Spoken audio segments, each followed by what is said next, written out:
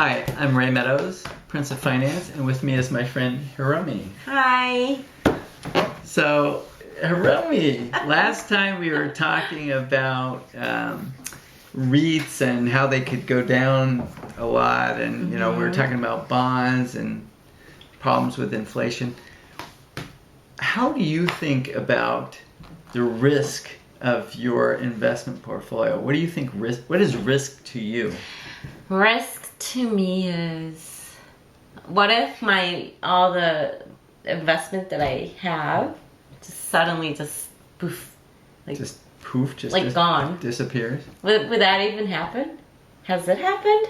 Depends. Yeah, it could happen. Can it happen? It could happen, depending on what you invest in.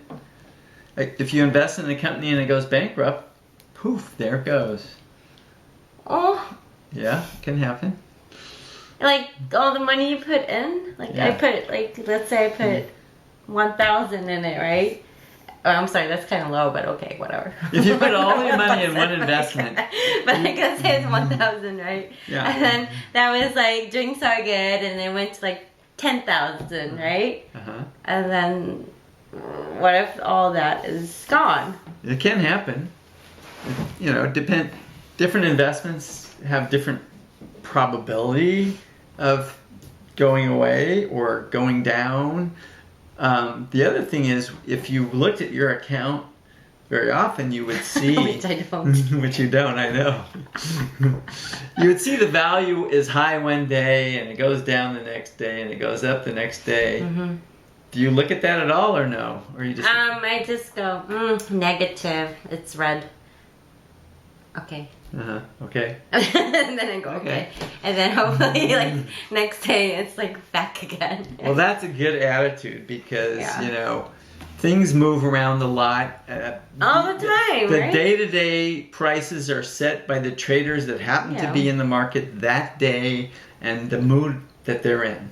If they're in a good mood, prices go up, and if they're in a bad mood, prices go down, and it just fluctuates around. Well, I guess because my negative, the money that I lost is very little. It's not 10,000.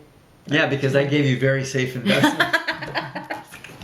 It's minus 24 today. Okay. So no big deal. It's okay, $24. That's okay. Maybe tomorrow will be better. So I want to explain something that you may or may not have heard of. In the market, they measure the risk of an investment by how much it moves day to day. So they call it volatility. Statistically speaking, it is the standard deviation of returns. So that's probably more than you need to know, but let me show you what it might look like. So if this is a chart, and this is time, whoops,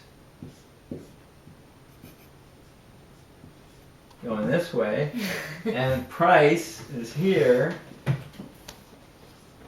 then if you look through time, if you have a very low risk investment, it might go a little like this, and you can see it's not moving much, and that would have low volatility, low standard deviation of returns. On the other hand, if you invested in GameStop, it would go like this, and that's a very high volatility. It moves around a lot. You could lose 50% in a day, no problem. So, but the thing is, these day-to-day moves in normal investments don't really matter so much unless you happen to look at them every day. If you ignore them, you won't even know they happened. So that's one of the big measures of risk, is this statistical thing about how it moves. But if you're doing a whole portfolio, and you got to look at this as a whole portfolio basis, because if one of your stocks goes down, another one might go up, so then they counteract, and the whole value of your thing didn't move that much because this one went down, this one went up, and it's okay. The other thing that people care about, I find real investors care about, is what I call drawdown risk.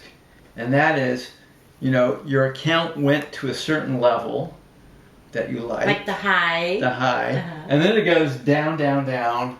And, you know, one day you go, oh my God, it's down 20% from where it was 3 months ago, you know, and that is what's called drawdown risk, and that is what causes people to go, oh my God, I got to sell everything and get out before it goes down more.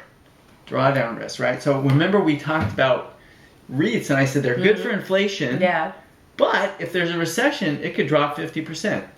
So that 50% number is what I'm calling drawdown risk. And so the key thing for you as an investor is that whatever you invest in, you can handle it psychologically. Well, wait, so I have a question though. Go ahead. So when it's 50%, like bad, right? Yes, like 50% against you, yep. What percentage would you say you would pull out, like sell it? Like 30, 20, 50 still okay? Because you're not making I would anything. probably never sell if it went down. Right. Because if I liked it at the high level, I like it even more when it's lower, because that means you can buy. I can buy more and I can get higher returns going forward. Because the higher the price, the lower the future return. The lower the price, the higher the future return. That's good. It's all going to even out. Think about it. Suppose suppose you're looking at this. Do you want to buy up here or do you want to buy down here? You want to buy down here, right? But actually people, it goes up to here, and they're like, yay! And then it goes down to here and they sell. And then it goes up here and they're like, damn, I should have kept it. So, so what you really need to do in managing your drawdown risk is understand what you can sleep with, right? If you can't sleep when it went down that much, you're going to sell. And then you're going to lose because you're not going to get this. You're just going to get this. So the point is, you got to know yourself and don't invest in something you cannot handle the drawdown risk. Yeah. Well, I guess it's good if you bought it here. Yeah, and of course. then sold it here. Just keep in mind that you don't know what's going to happen in the future, so you don't know if you're here. At that point in time, all you see is that. Oh no. You don't know what comes next, so it's hard to know. Next could be this. You know, who knows? You really don't know. That's the thing. People get afraid. Yeah. And they bail out. Don't want to sell it. Yeah. That's true. But the main point is, only take risks that you can handle. And sleep. And not sell at the worst time. Because to think about it, the worst time to sell is after it went down. So if you think it's gone up so high that it's too risky for you, because the higher it goes, the more it can go down. So at that point is when you sell, when it's already high. When it's high. Because you're going, oh, it's getting risky. As it goes up, it's getting riskier and riskier. Okay? So if it gets too risky, then you start selling it. Because you don't want to be selling it after it's already dropped. So anyway, that's my take on risk. But everybody has a different, I guess. Yeah, you could talk to 3 people and they'll tell you 3 different things. Yeah, probably. Anyway, but I will listen to you. Okay, thank you. Thank you. Okay, bye-bye. Bye.